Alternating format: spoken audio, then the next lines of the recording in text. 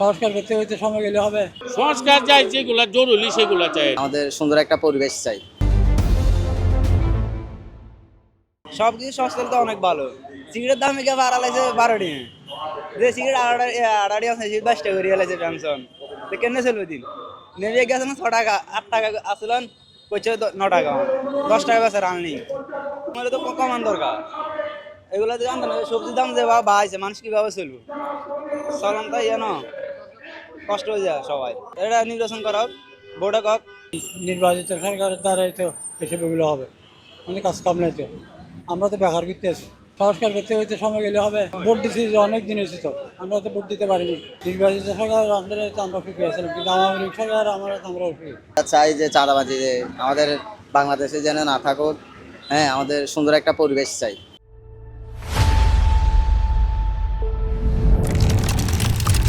এটা অনেক সাধনার পরে এটা অনেক রক্তের জোরের মাধ্যমে এটা এসেছে।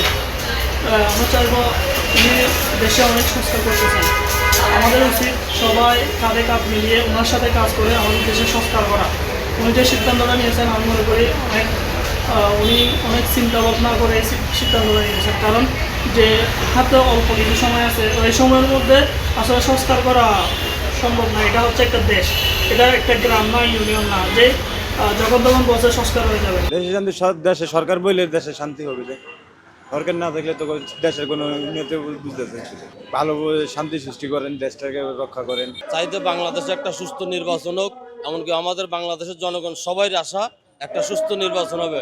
ডাক্তার ইউনূস ও তার অঙ্গসঙ্গন যারা আছে তাদেরকে নিয়ে আমাদের বাংলাদেশে যত দ্রুত একটা সুস্থ নির্বাচন দিতে পারে তাতেই বাংলাদেশের জন্য ভালো। নির্বাচন না হলে বাংলাদেশে কোনো আইন শৃঙ্খলা বলতে কিছুই থাকবে না।